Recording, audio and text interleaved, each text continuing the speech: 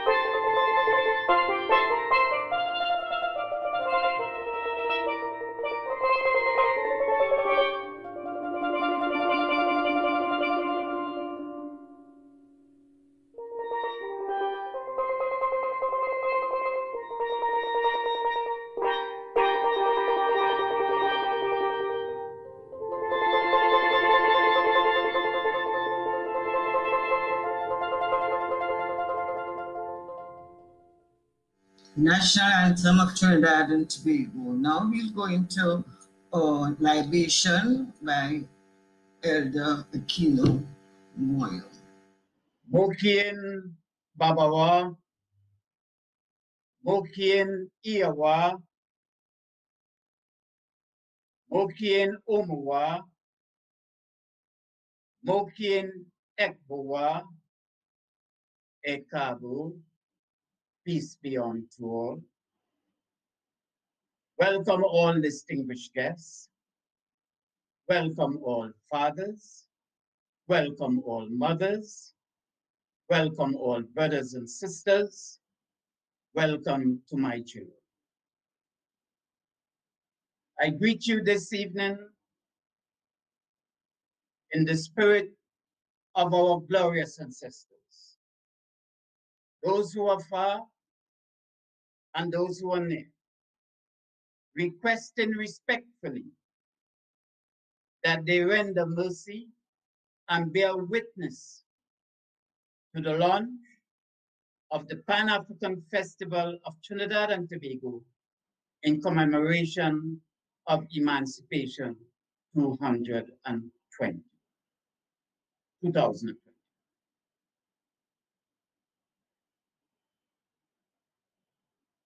Indeed, this year marks the 183rd anniversary of the freedom of our ancestors from chattel slavery in the English-speaking Caribbean. It also marks the observance of the 58th anniversary of African Liberation Day, a day representing the founding of the Organization of African Unity in 1963, a body now transformed into the African Union, and whose leaders have committed themselves to the ideal